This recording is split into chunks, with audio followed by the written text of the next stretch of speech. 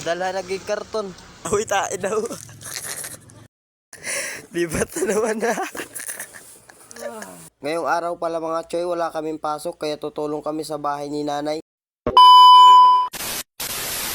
Mga choy, pupunta pala kami sa bahay ni nanay. Pupuntahan pala namin kapatid namin para sabay-sabay na kami bababa sa bayan. Yun nga mga kachoy, nagpaalam na kami kay nanay dito kasi aalis na kami. Yun nga mga kachoy, ilang araw pala ako hindi naka-upload ng video kasi busy ako. Pagkadating nga namin dito mga kachoy, naabutan pa namin si kuya dito kumain. At pagkadating nga namin dito ay kumain na din yung kapatid ko. Pagkatapos nga kumain yung kapatid ko dito ay nagsimula na kami. Ngayong araw pala ay magbabaklas muna kami dito. Bali apat sana kami dito kaso yung kapatid ko may pasok. Kaya ngayong araw na to ay kami muna magtatrabaho. Yung isang kasama namin dito ay nagwi-welding lang para pag kinabukasan ay maglalagay na kami ng yero. Pagkatungtungan ng alas 10 dito ay nag-snack na kami. Uhaw na uhaw nga kami dito kasi sobrang init. Pagkatapos nga namin mag-snack dito ay nag-relax na kami mga kachoy. Pagkatapos nga nito ay bumalik kaagad kami sa trabaho. At pagkatungtungan ng 11:30 dito ay bumaba na kami para kumain. Grabe ngayong araw pala mga kachoy, sobrang init. Sa labas na nga lang kami kumain kasi sobrang init sa loob. Yung ulam pala namin dito ay tinulang isda. Wala kasing pambili ng baboy kaya ito na lang muna.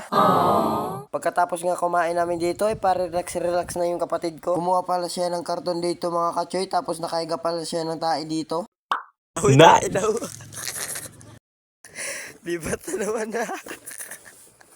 Ito pala yung kapatid ko na pumasok kanina. Half day lang daw sila ngayon kaya humabol na lang siya. Yung isang kapatid ko dito ay nabitin pa sa tulog pero wala siyang magawa kasi oras na ng trabaho. Kaya nagsimula na kami dito. Ginawa ko dito mga kachoy, nagpintura ako sa bakal para hindi kalawangin yung bakal na papatungan ng yero. Pagkatapos ko nga magpintura ng bakal dito mga kachoy ay magkakabit daw kami dito ng isang yero. Pagkatapos nga namin pagkabit dito ng yero ay nag-snack na kaagad kami. Yun lang mga kachoy, abang-abang na lang sa next video ko.